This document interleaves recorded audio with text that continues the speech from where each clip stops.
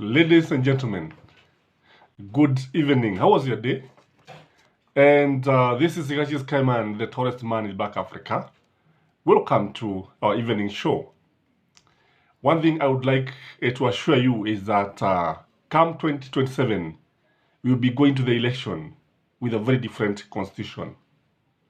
This constitution will be very, very different. Kutokana na yale ambayo yamekuwa yakiendelea, kutokana na yale mambo ambayo tumekuwa tukiona, this country cannot move on with the current constitution.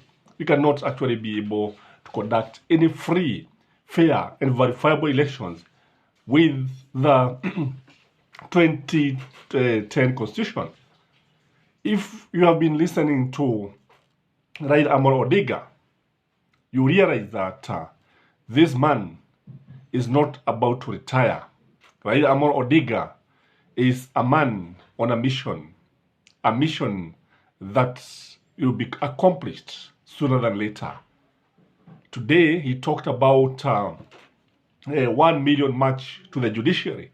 And what he was alluding to is that the struggle continues, a luta continua. Kwamba is not about to give in. It's not about to let the people who are in government to erode the gains that were made in democracy. When he talked about it, he was just actually hitting at the road ahead. And the road will be very difficult. It will not be easy.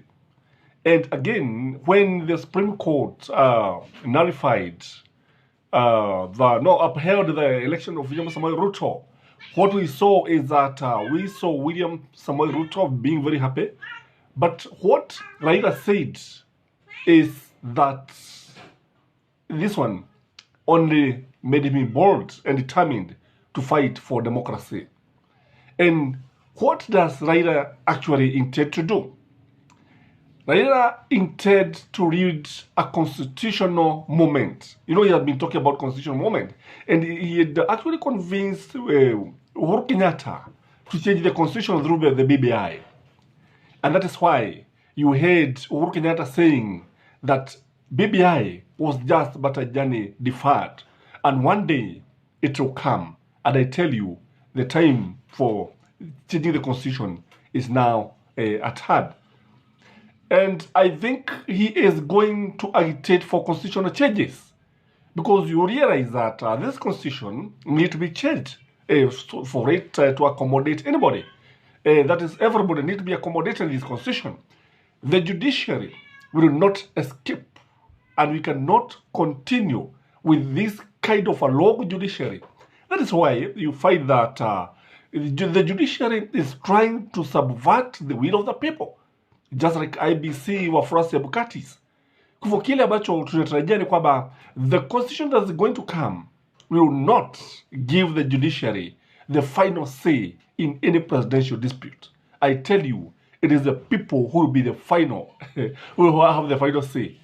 Kwa sababu kile ambacho kipo ni kwamba it has been found that it is easier to buy the judges. And yesterday, we realized that even Okia Omtata is at loggerheads. I think he's one of the Supreme Court judges. And they said that there is an issue they had in their WhatsApp group, and it's like he was being threatened. And you know, Okia Omtata is one of the petitioner who was there at the Supreme Court. And you expect such kind of a judge to give a fair hearing when he knows very well that wanazozana one of the petitioners. So I can tell you, the constitution that is going to be agitated can even actually scrap the Supreme Court. If the Supreme Court doesn't behave, if the Supreme Court does not carry out its mandate, if the Supreme Court continue talking about hot air, talking about chasing a wild goose, continue using such kind of a language, I can tell you that the days of the Supreme Court in Kenya could be numbered. We can have a body, and this body maybe could be composed of independent-minded people, not necessarily even the judges. We can have people from other areas who can, or from other profession, who can come and maybe arbitrate. It is possible to have people who are not judges arbitrating cases, especially presidential cases. Kwa hivyo kile kingine ambacho tunatarajia ni kwamba kuna mambo ambayo yatatokea. Don't expect the next president to come from the Kalenjin nation or the Kikuyu nation. I think Raila and his team will come up with a way whereby we should have a president coming from other regions. I can tell you, the constitution will have a clause that will prohibit one tribe dominating the others. Hatuwezi tukawa na makabila ambayo yanazidi kutawala mengine miaka nenda miaka rudi. Tangu enzi za mababu zetu tumekuwa tukitawaliwa na makabila mawili. Hili ni jambo ambalo litaweza kukabiliwa nalo if we are going to change the constitution. And you see, I think many people are for this idea. Many people are for the idea that we need to change the way we elect the president. The other thing that is likely to happen is that we are likely to have a constitution whereby one must get maybe 50% of the votes from maybe 6 of the 8 regions that we have, former provinces. Na unajua kama ingekuwa hivyo, unajua Raila angekuwa rais kitambo sana. Kwa sababu what we have now, we have a president that is William Samoei Ruto, ambaye amechaguliwa na makabila mawili, but in 6 regions he was defeated by Raila Amolo Odinga. When you look at it, in fact, if it was in America, Raila could be the president actually. Now, Raila has been winning in 6 regions out of 8. Hatutarajii kwamba tutakuwa na makabila mawili ambayo yanaungana kwa sababu ya wingi wake, yanakuwa ndio ambayo yanachagua rais. This is something that you have to be changed. The other thing is that expect even the parliamentary system maybe to be adapted. Kwa sababu kile ambacho tunapata ni kwamba you will find the executive marrying the parliamentary system. So you find our legislature ni kama mabibi wameolewa na executive. Kwa hivyo ukiangalia utaona kwamba like now utapata Azimio actually had the majority of the number of the parliamentarians and even the governors. Lakini utaona kwamba no sooner than the elections were declared and William Samoei Ruto was declared president-elect, he went on a buying spree and he bought so many MPs. And that's why they are called MPs. Kwa sababu wanauzwa sokoni kama jugu karaga, which is very shameful. So we should come up with a way that once you are elected in a certain coalition or a certain party, you cannot defect or you cannot even vote with an opponent, than another party. You should always follow what your party is doing. And I think these guys from the UDM should be called. Kwa sababu ni vipi unachaguliwa, baada ya kuchaguliwa unalipwa, baada ya kulipwa unajiunga na Kenya Kwanza. Ni jambo ambalo linafaa kukabiliwa nalo kabisa. Because you see now, Azimio lost the speaker's chance in both in the National Assembly and in the Senate. I don't know, I'm not sure, no, the Senate, I think UDA had the majority.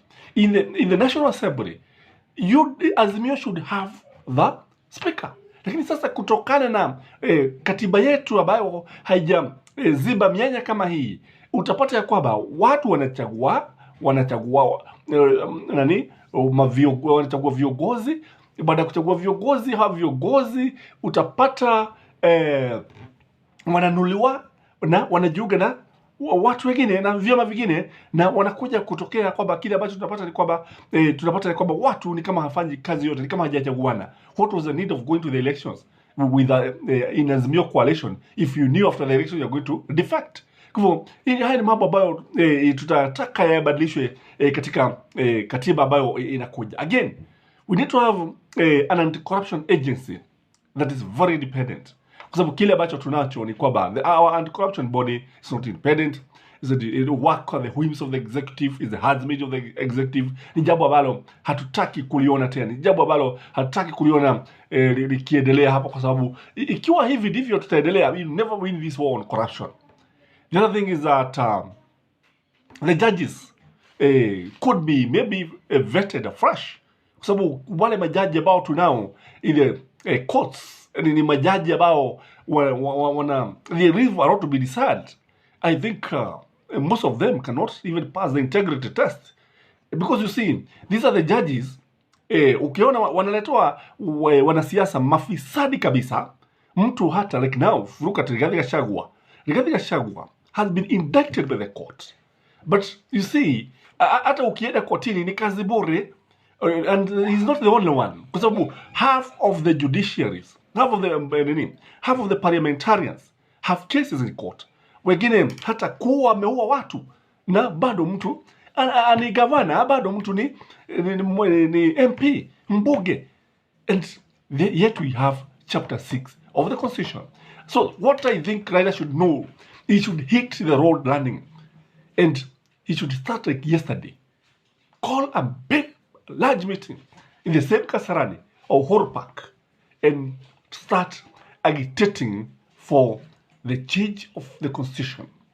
And if he does this, I think this country will be a better place for all of us. So kile ambacho tunaona ni kwamba Raila Amolo Odinga may not even be interested in the presidency as far as I'm concerned now, but he's very much interested in ensuring that democracy prevail, the will of the people prevail. And that is why he has already been saying that truth and justice must be one thing that this country should always uphold. Sio kusema ati the majority, the rule of the majority with the respect of the minority. No, we need everybody on board. And because that is why you also say we also need the office of the opposition leader. Because you see, sio kusema kwamba kwa sababu watu walienda katika uchaguzi because we have the minority party at ndio ambao they are going to keep the government on its source. Well, as you know very well that the minority party here is Kenya Kuanza, it's not Azimio. Now, if it were Britain, I think Raila is the person who could have formed the government, because as the leader of the party with the majority, he could have formed the government.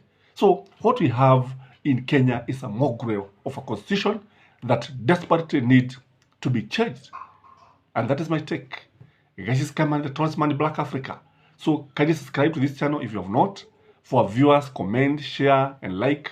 And also let us know what you think about this constitution. What can we do to ensure that there is free, fair, and verifiable elections? And bye-bye.